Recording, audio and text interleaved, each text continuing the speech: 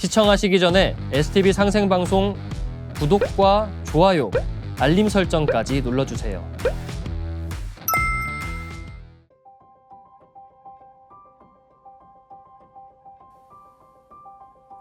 안녕하세요. 메디 하이브리드 시청자 여러분. 오장육부에 대해 자세히 알아보는 오장심화편. 오늘은 세 번째 시간으로 비장에 대해 알아보겠습니다. 우리가 보통 소화 기능을 이야기할 때 비위라는 말을 많이 씁니다. 인간이 생명 유지를 위해 꼭 필요한 것이 무엇일까요? 바로 공기와 음식인데요.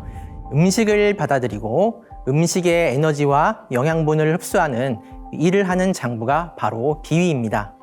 공기는 우리가 가만히 있거나 잠을 잘 때도 무의식적인 호흡 운동에 의해 받아들일 수 있지만 음식은 먹고 마시는 행동 내지는 노력을 함으로써만 받아들일 수 있고 음식을 먹을 때는 시각, 청각, 후각, 미각, 촉각의 오감이 모두 개입하기 때문에 개개인의 생활 환경 및 기호에 따라 천차만별의 식습관이 만들어지게 되고 이는 우리의 건강에 많은 영향을 미치게 되죠. 이번 시간에도 먼저 비장의 생김새에 대해 알아보고 현대의학에서의 비장의 기능, 한의학적으로 비장의 역할과 타 장부와의 상호작용에 대해 알아본 후 비위의 건강을 지키는 방법에 대해 알려드릴까 합니다. 이 비장의 생김새에 대해 알아보기 전에 우리가 이 비장이라는 장부에 대한 약간의 오해를 풀어야 하는데요. 과거 일본이 서양 문물을 받아들이는 과정에서 여러 영어 단어들을 한자어로 번역을 하게 됩니다. 그때 과거 우리말로 지라라고 하는 스플린이란 장기를 비장이라 번역하였고 우리말로 이자라고 하는 팬크리아스란 장기를 췌장으로 번역하였습니다. 따라서 지금도 이 비장하면 위장의 왼쪽 편에 위치한 지라를 떠올리는 분들이 많으실 겁니다. 하지만 장기의 기능과 위치, 형태를 종합하여 보았을 때 요즘의 한의학에서는 현대의학의 팬크리아스를 비장으로 보는 것이 맞다는 의견이 대부분이고요. 한의학의 비장의 기능 중에는 스플린의 기능을 일부 포함하고 있기 때문에 한의학에서 비장을 논할 때는 이 팬크리아스와 스플린을 포괄하는 개념으로 이해하는 것도 좋다고 생각합니다. 자, 그럼 이제 현대의학의 췌장의 모습을 살펴보겠습니다. 췌장은 위장의 바로 아래쪽 뒤편에 위치하고 있습니다. 크기는 15cm 정도이며 무게는 약 100g 정도로 복부 깊숙한 곳에 위치하고 있어 암이나 염증이 있어도 발견하기가 쉽지 않고 발견했다 하더라도 수술 등의 치료가 쉽지 않은 장기입니다. 췌장은 십이지장과 통로로 연결되어 있으며 쓸개에서 나온 쓸개즙이 췌장을 통과하여 췌장에서 나오는 소화효소와 함께 십이지장으로 분비되는 구조입니다. 췌장의 모양은 가늘고 긴데 마치 낫 모양과 같이 뾰족하게 휘어져 있는 모습이며 그 끝은 비장과 맞닿아 있습니다. 췌장은 혈액으로 호르몬을 분비하는 내분비 기능과 십이지장으로 소화액을 분비하는 외분비 기능을 동시에 수행하고 있는 장기입니다. 먼저 췌장의 소화 기능을 살펴보면 췌장에서 분비되는 소화액은 알칼리성으로서 위액의 산성을 중화시키는 기능을 하고 있습니다. 췌장액 속에는 탄수화물과 단백질, 지방의 3대 영양소를 모두 분해하는 효소들이 들어있어 소장에서 음식물의 에너지를 몸이 흡수할 수 있는 형태로 바꾸어줍니다. 다음에는 췌장의 내분비 기능인데요. 췌장은 피 속의 포도당 농도, 즉 전신세포의 에너지 공급을 조절하는 기능을 하고 있습니다. 공복 상태가 오래되고 에너지 소비가 많아 혈중 포도당 농도가 떨어지면 췌장의 랑게란스섬의 알파 세포에서 글루카곤이란 호르몬이 분비되는데 이 글루카곤은 글리코겐을 포도당으로 분해하여 혈중 포도당 농도를 높여 팔다리와 모든 장부에 에너지를 공급해 줍니다. 반대로 식사를 하거나 단 음식을 먹어 혈중 포도당 농도가 너무 높아지면 췌장의 베타 세포에서 인슐린이 분비되는데 인슐린은 혈중 포도당을 글리코겐이나 지방의 형태로 변환하여 포도당의 농도를 낮추는 역할을 합니다.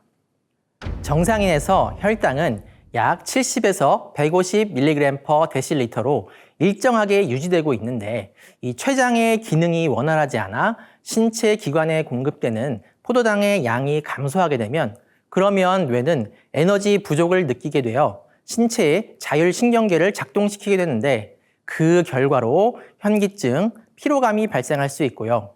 자율신경계가 항진되어 아드레날린이 분비되면 혈압 상승, 맥박수 증가, 가슴 두근거림, 떨림, 불안감 등의 증상이 발생할 수 있습니다. 다음은 한의학에서의 비에 대해 알아보겠습니다. 자, 우리가 음식을 먹고 음식물의 전기와 에너지를 흡수하여 신체와 정신 활동을 유지하는 데 사용하기까지는 이 소화, 흡수, 운반이라는 과정이 필요합니다. 한의학의 장부 생리로 살펴보면 이 비와 짝이 되는 장부인 위가 먼저 입을 통해 들어오는 음식물을 받아 저장합니다. 그리고 부숙이라는 과정을 통해 음식물의 형체를 걸쭉한 죽과 같이 영양분이 흡수될 수 있는 상태로 바꾸어주고요. 이후 소장에서 영양분의 청탁을 분별하여 맑고 정밀로운 물질은 비의 운화 작용을 통해 전신으로 보내지며 남은 찌꺼기는 대장으로 보내져 배설되게 됩니다. 위는 음식물을 저장하고 익히고 내려주는 음적인 역할을 하고 비는 음식물의 전기를 상승시키고 전신에 뿌려주는 양적인 역할을 함으로써 우리 몸이 음식을 통해 에너지를 얻는 데 중추적인 역할을 하고 있습니다. 비위는 오행 중 토에 배속되는데요. 오행 중에서 토는 어떤 역할을 할까요? 토는 흙, 땅을 상징하는데요. 땅 위의 변화를 나타내는 육기 도표를 살펴보면 마치 이 지구가 만물이 살아가는 터전이 되는 것처럼 진술충미가 토가 되어 오행 변화의 바탕이 되면서 목, 화, 금, 수의 각 기운들을 조율하여 변화가 순조롭게 이루어지도록 하는 중심 역할을 하고 있습니다. 이 비위도 마치 토처럼 오장육부의 중심부에 위치하여 목, 화, 금, 수의 간, 심장, 폐, 신장과 밀접한 상호작용을 하고 있습니다. 예전 시간에도 알아보았듯이 이 간과 비는 소화작용과 혈당 조절에 있어서도 긴밀하게 작용하는데 이 간에서 생성된 쓸개즙이 췌장을 통해 십이지장으로 분비되고 췌장의 근육화공과 인슐린이 혈중 포도당 농도를 조절하는 것이 주로 간에서 이루어지죠. 이 심장과 비는 경락으로도 연결되어 있고 비장의 기운이 부족해지면 바로 심장에 영향을 미쳐 건망증, 불면증 등의 증상이 나타나게 됩니다. 폐와 비의 경우 이 비가 음식에서 흡수한 전기가 상승하여 폐에 이르면 이 폐가 받아들인 천기와 합쳐져 우리 몸이 사용하는 근본적인 에너지인 종기를 만들어낸다고 하고요. 비와 신장은 서로 함께 수분 대사를 주관하고 신장이 가진 양기를 끌어올리는데 비가 작용하면서 서로 상호작용을 하고 있습니다. 황제내경에서는 비의 기능을 설명할 때 간의 지관이요 지주출원이라 하였습니다. 즉 마음속에는 생각이 있는데 이것을 의라고 하고 의 중에서 지가 나오고 만사는 지로부터 이루어진다라고 하였는데요. 우리의 정신 활동에 있어 비의 역할은 의지와 생각하는 힘이라 할 수 있습니다. 사색을 좋아한다거나 독서를 좋아하고 어떤 일에 있어 새로운 아이디어를 내고 이런 정신 활동을 비가 주관한다는 것인데요. 따라서 비장의 기운이 충만하면 사고력이나 집중력, 창의성도 강해지고요. 반대로 비장의 기운이 약해지면 사람이 깊이 생각하는 것을 싫어하게 되고 영화를 보더라도 철학적인 영화보다는 단순히 웃고 즐기는 오락 영화를 찾게 되는 경우가 많아질 수 있겠죠. 또 한의학에서는 비는 생담지원이라 하였습니다. 즉 담이 생겨나는 근원이라고 하였는데요. 그렇다면 담이란 무엇일까요? 우리가 음식을 먹고 흡수한 에너지를 수곡지기라고 하는데 이 수곡지기로부터 생성된 진액이 우리 몸 구석구석을 흐르면서 수분 대사가 이루어지게 됩니다. 그런데 우리가 몸을 움직이고 생활하고 오장육부가 활동하는 과정에서 일종의 노폐물이 만들어질 수밖에 없는데요. 이를 한의학에서는 담이라고 합니다. 담은 끈적하고 탁한 상태로 몸의 여러 부위에 고여 있다가 폐를 통해 가래 형태로 배출되게 되는데요. 한의학에서는 십병구담이라고 하여 대부분의 질병이 이 담에서 비롯한다고 하였습니다. 비장은 수곡의 기운을 전신에 운반하는 기능을 하는 장부로서 결국 담은 진액이 정체되고 변질되어 생성되는 것이기 때문에 이 비를 생담지원이라 하는 것입니다. 담은 잘못된 식습관이나 생활습관, 스트레스, 체질 등 여러 원인에 의해 생겨날 수 있는데 담이 쌓여 제대로 배출되지 못하면 소화불량, 두통, 피로감, 통증, 어지럼증 등의 증상이 발생할 수 있습니다. 오늘은 비장의 구조와 역할에 대해 알아보았습니다. 다음 시간에는 비장의 건강을 지키는 방법에 대해 이야기해 보겠습니다. 감사합니다.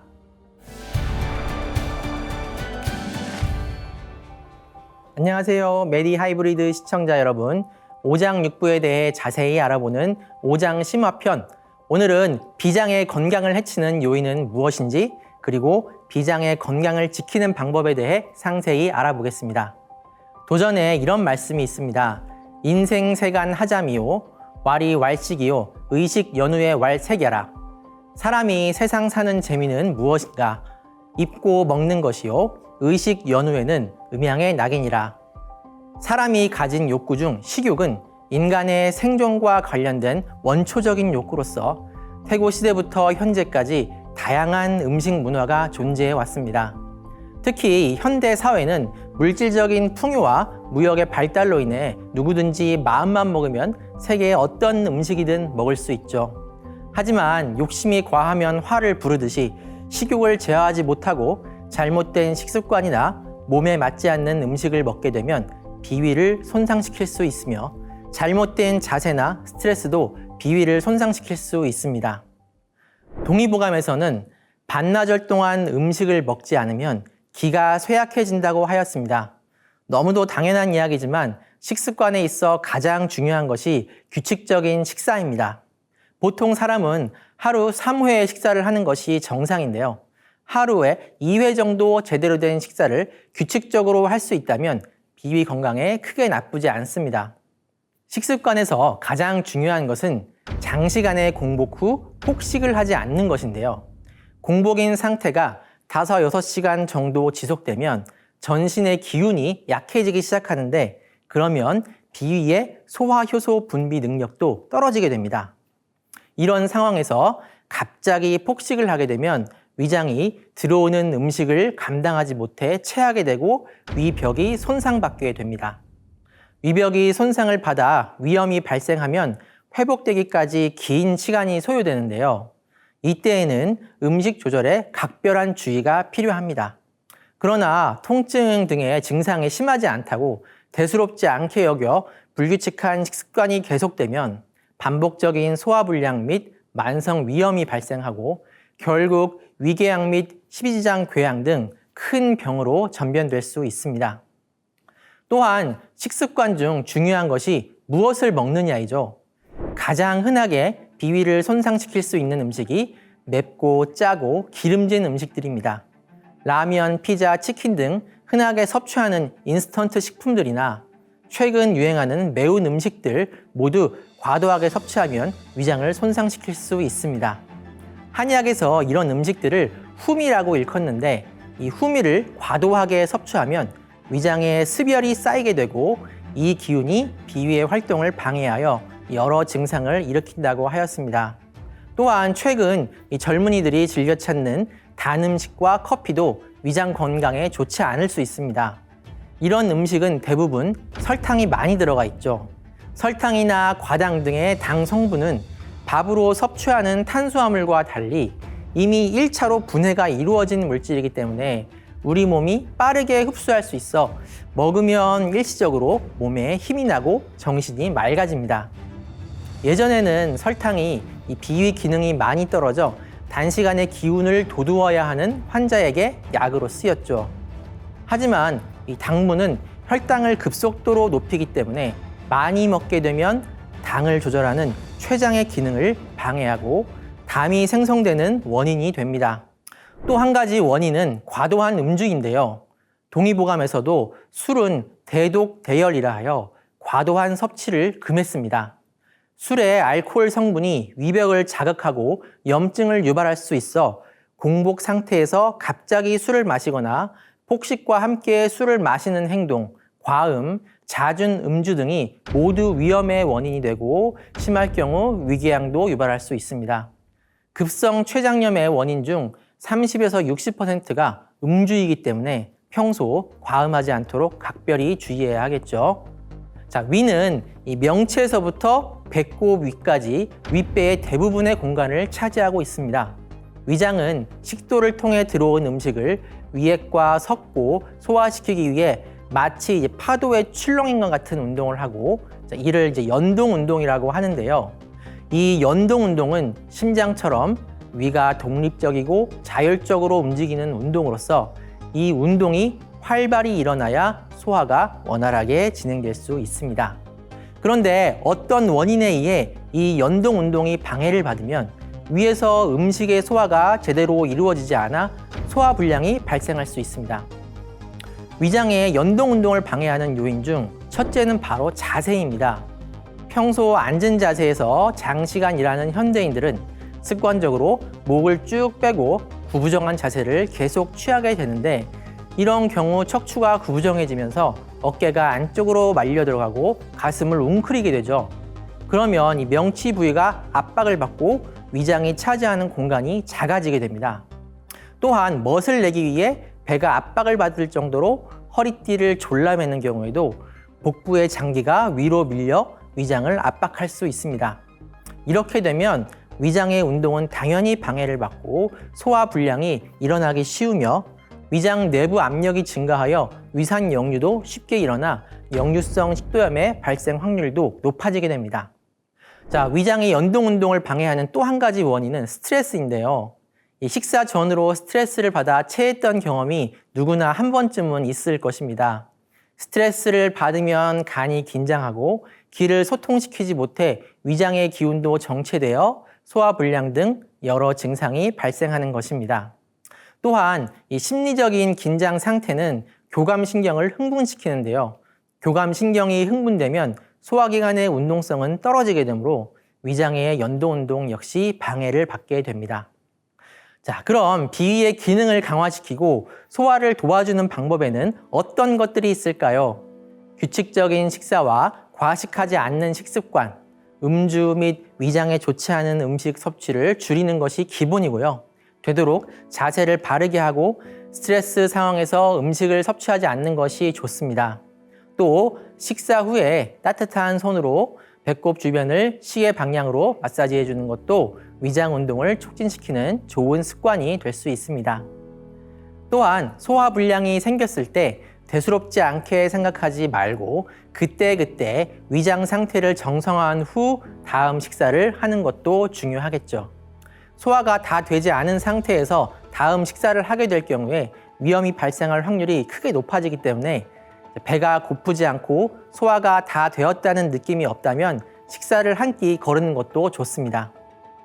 한의학에서 쓰이는 이 소화와 관련된 약들은 이 비위와 장의 이 습과 한열을 조절하여 소화를 도와주는데요.